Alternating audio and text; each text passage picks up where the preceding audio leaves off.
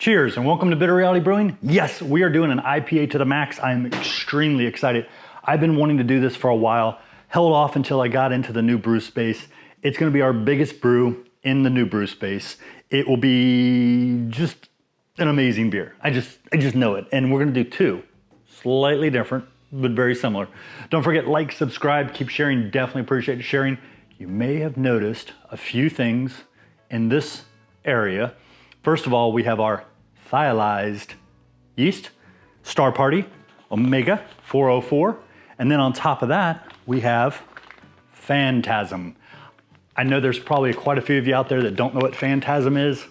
That's for a different video. But it is from grapes. I believe it's the skin of the grape, but it's from grapes out of New Zealand. And yeah, we'll just leave it there. There's a lot of chemical compounds involved, very specific chemical compounds. If I remember from all the research I've done, there's 3 specifically, and one that's kind of like, yeah, let's party. Gives you tons and tons of tropical flavors, passion fruit, just tons of tropical flavors. This thing's gonna have about a pound of hops. And I know everybody's thinking, wait a minute, diminishing returns. Wait a minute, you're gonna lose a ton of wort. Wait a minute, I've thought of all that. Yes, I will lose a little bit of wort, but I'm only gonna have 3 hop additions. That's it. Gonna do about a pound of hops at 3 hop additions. We're going to do 6 ounces in a mash. It's gonna be right in the very beginning when we're mashing in. We are using precursors to help generate thiols, however you wanna say it, but to generate that and get that going. This is something that's going to help during fermentation to really make those aromas and flavors pop. I am using a West Coast IPA recipe I've used before that I like, that seem to fit.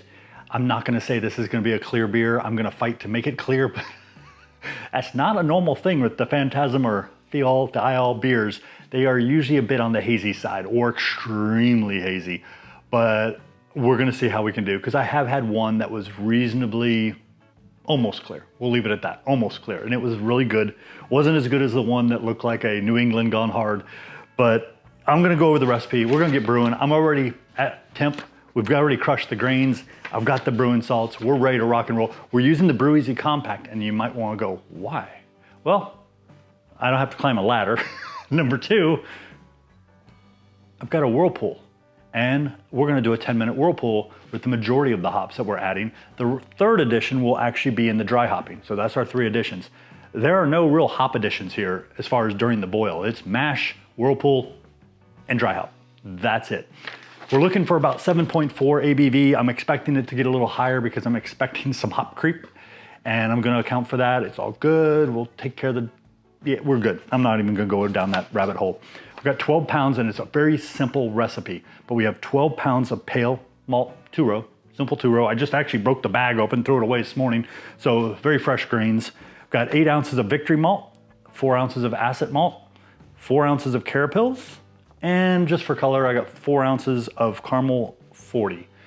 Really didn't want to use the caramel. I thought about using a dark Munich, but I figured, yeah, we'll just throw the caramel in. It's okay, we'll be fine. So yeah, we're looking at just over 13 pounds or 13.25 pound grain bill. Not too shabby compared to all those 9-pounders I've been doing. We've got 6 ounces in the mash of hops. We have 3 ounces of Cascade at 7.7 alpha, and we have 3 ounces of Saz at 3.5. Those are both probably the 2 top hops that I saw everyone, or at least the majority, pointing at that are great mash hops to get those precursors for the thiols.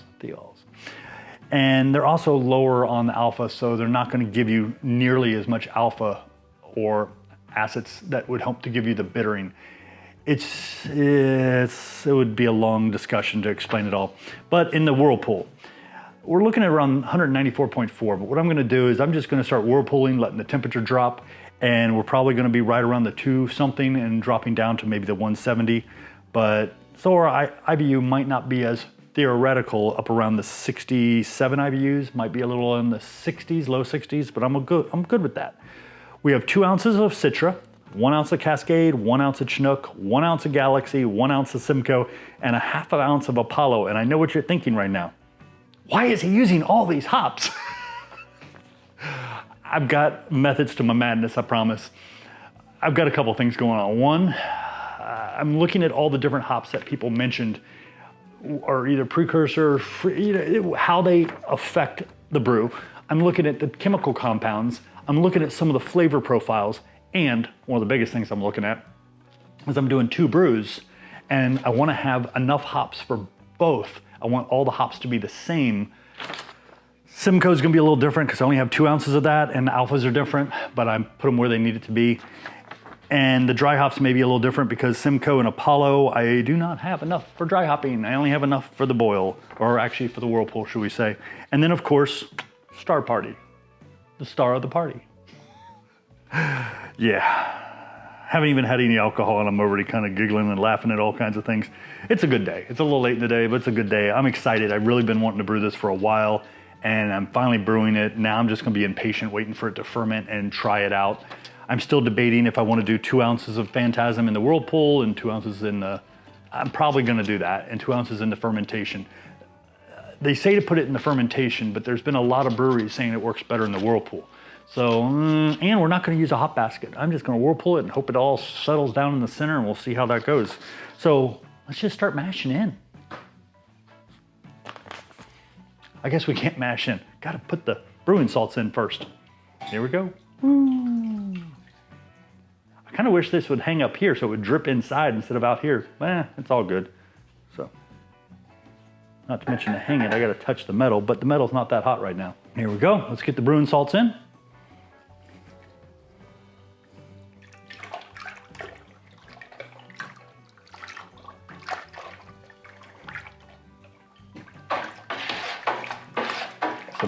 Got some haze going just from the brewing salts.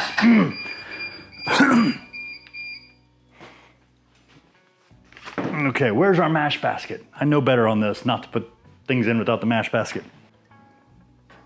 I'm pretty sure this thing holds about 18 pounds of grains, if I remember right. Don't remember my own video about it. So we are more than safe on the mash. My concern was I had a lot of water in here, and then I turn around and add a lot of grains. It's kind of like, gonna be a little tight. But we shall see. And because I have this so full, I will speed things up so we don't get bored. And I'm not using any rice hulls. So cross our fingers, everything goes smooth.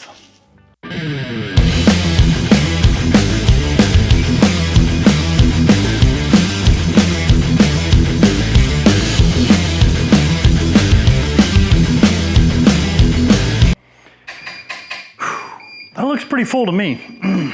That looks pretty full.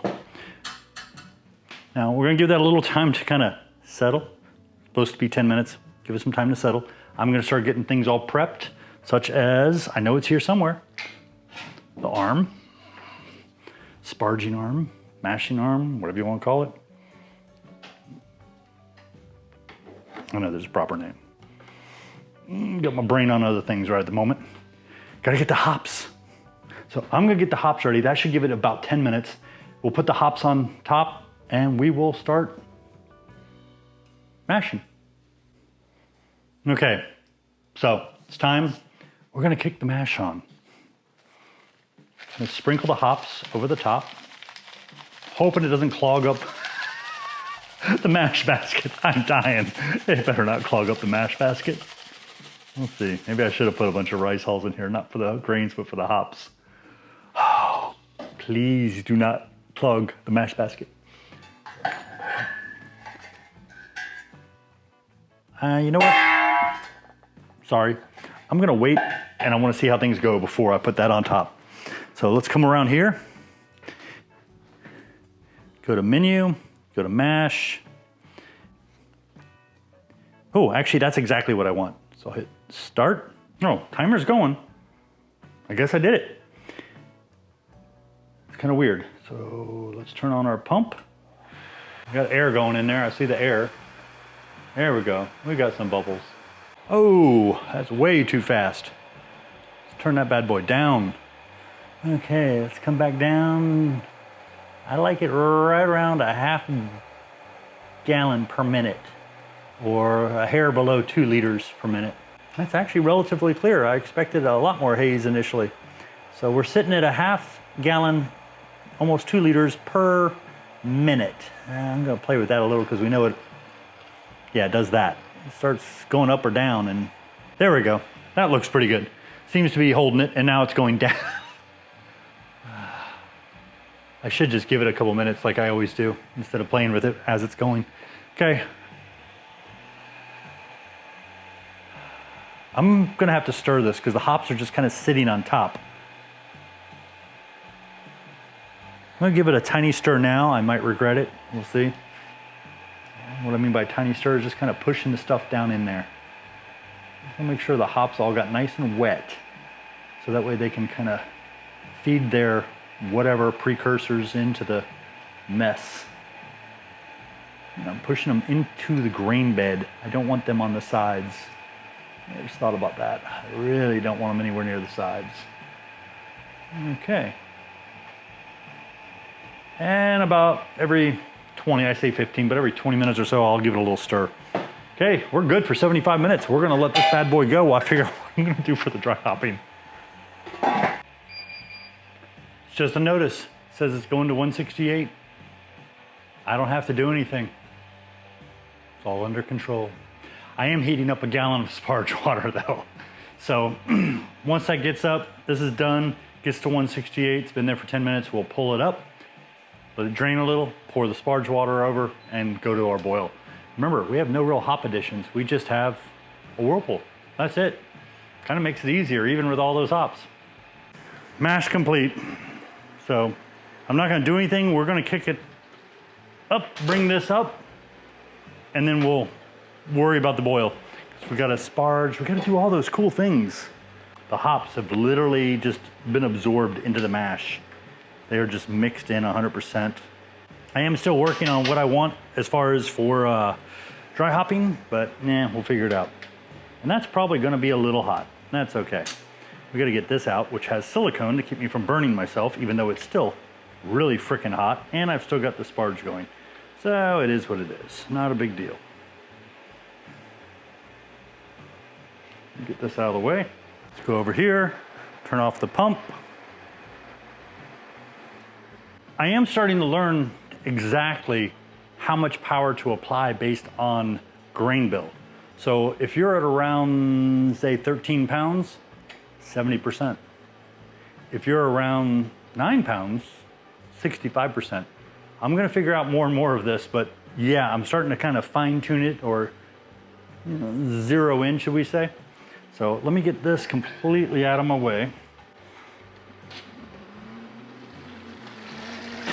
If you're watching that camera, I'm sorry I hit you. Okay, we're gonna let that sit and drain for a little bit. It's a beast. Can't give that to my doggy because it's got hops, and hops supposedly are toxic to dogs. So we will not be making any kind of doggy bones or cookies or anything out of that. I am impressed though. It looks like I may have nailed the liquid just about right. So once we add a gallon, I should be fine. Then we'll kick the boil and we'll rock and roll. Okay, before we hit the boil, I'm gonna start sparging. Great little tool, just stick it in the side, watch the temps. I was using a little probe before, but yeah, I used to use one of these and just much more convenient. Thought I had some Pyrex out here, but obviously I left it in the house. I do have some small Pyrex, but we'll just rock and roll with this. And yes, I am on a step ladder, but not a ladder. So, yeah. And no, I don't have any gloves on like I should.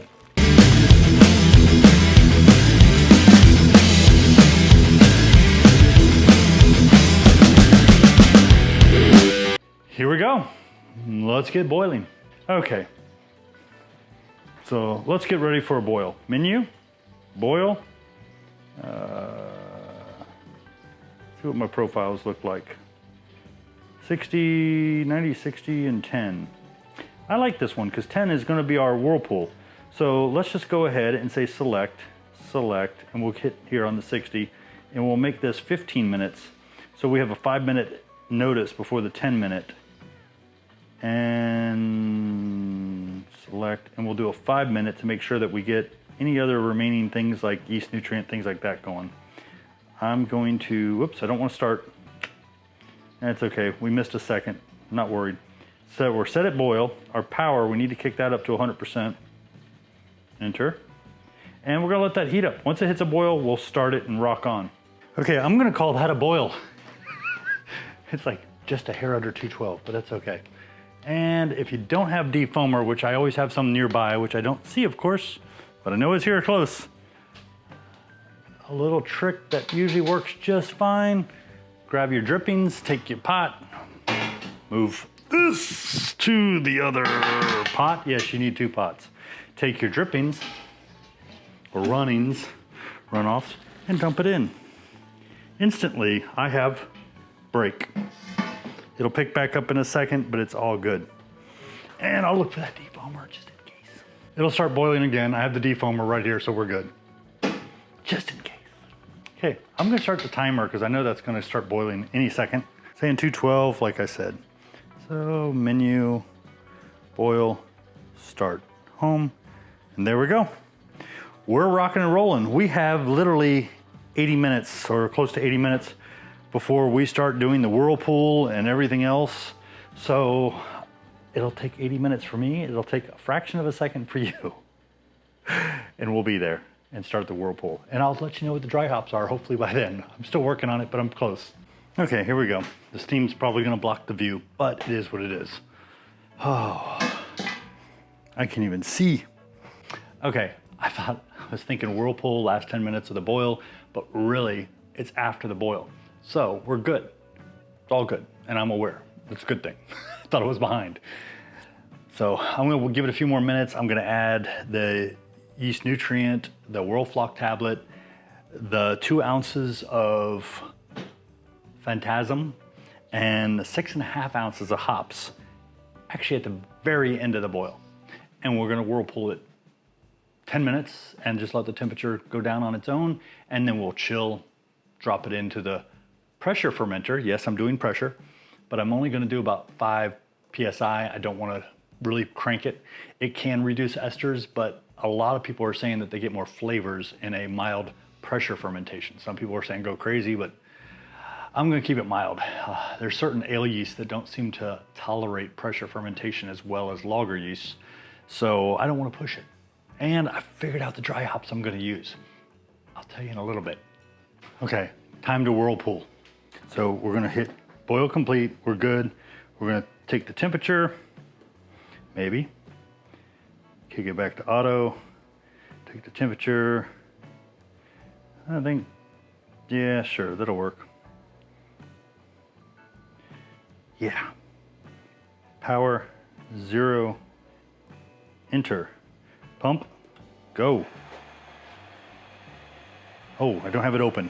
Let's get it open. You have to open, and when you're doing a pump, you have to have this, and that. I have a bunch of things to open. There we go. So we got the pump open. We're at 209 and dropping, which is good. Whirlpool starting. Never done a Whirlpool with this system. So go ahead and, doesn't sound good. We'll restrict it a little bit, reduce that sound. Okay. That's the Whirlflock tablet, yeast nutrient, and 2 ounces of Phantasm. This is 6.5 ounces of hops.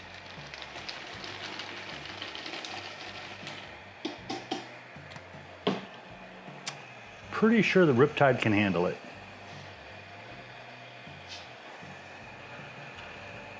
Oh, I see the hops going through there already. There it goes. It's making some noise.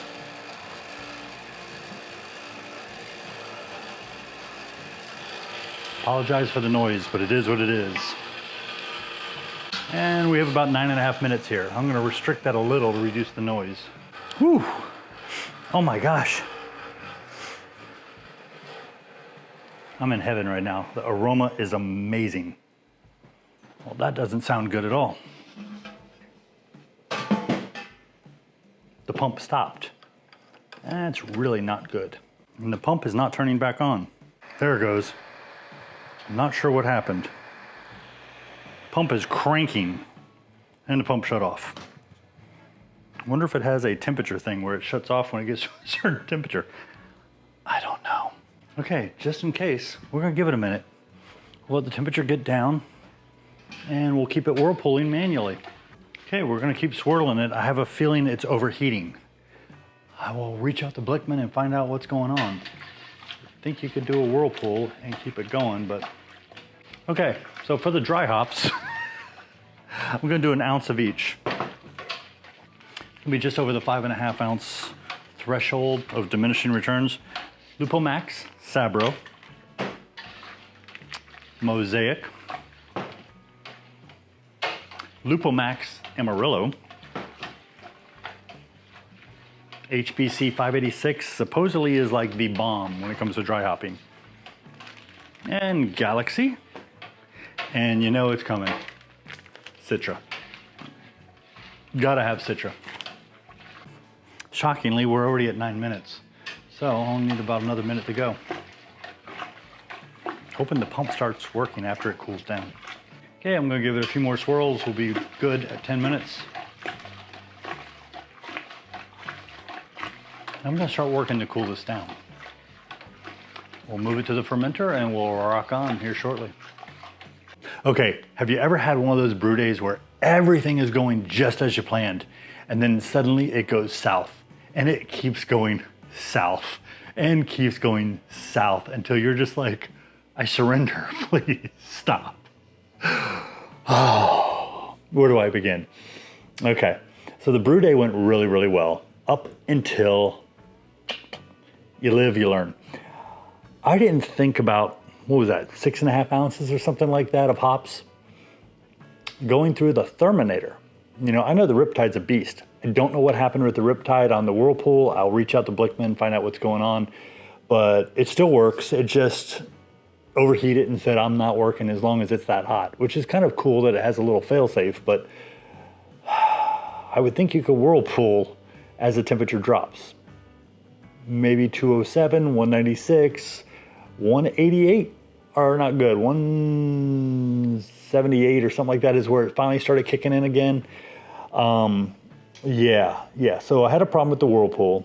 So I'm like, okay, I'll let the temperature come down a little bit. And I'll manually Whirlpool it until, you know, temp gets down, then I'll use it and chill everything down. Yeah. Thermonator went, what are you shoving inside of me? It clogged. Yeah, it clogged hard. So I had to figure out what to do. Yeah. I did get it clean. I had to run quite a bit of stuff through it and pump it clean. It took a little while to get everything out. The best thing is if you get a plate chiller and it clogs, push the liquid the other direction, not the same direction where it clogged. So I got it cleaned out. So I'm thinking, okay, so I've had two problems. As you can see, I grabbed my jaded Scylla, I grabbed my pump, got my cold water, and all of a sudden I ran inside to grab something and I had water spraying. I mean, spraying everywhere because the hose broke. Yeah.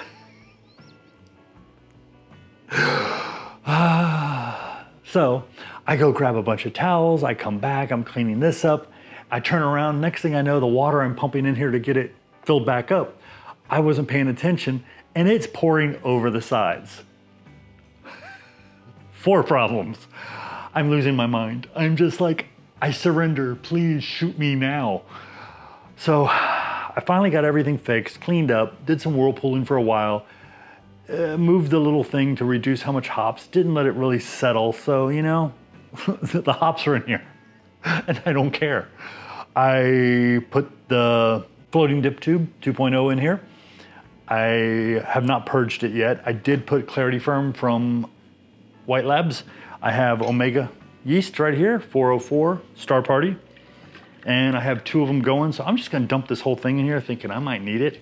And I know what you're thinking. Wait a minute, I don't see the dry hops in here. Yeah, I've given up. I'll explain. We're still dry hopping, but I'll explain. Oh, wow. It smells really, really nice. I have a magnet on the bottom. That way my little stir bar doesn't fall in. There we go. Okay. It says I can ferment it as high as 73 Fahrenheit. I am going to kick it up around 70. Maybe 72, but definitely 70. I want the higher side of the temperature. Where is it? Here it is. It says I can ferment between 60 and 73. So yeah, I'm going for 70. It'll probably hit 72 occasionally. And after that, we'll see how it goes. But what I'm gonna do, I'm gonna ferment. Once I really get a nice, fermentation going, and it starts to come back down, which actually it'll be down here because it's gonna be under 5 PSI, nothing major.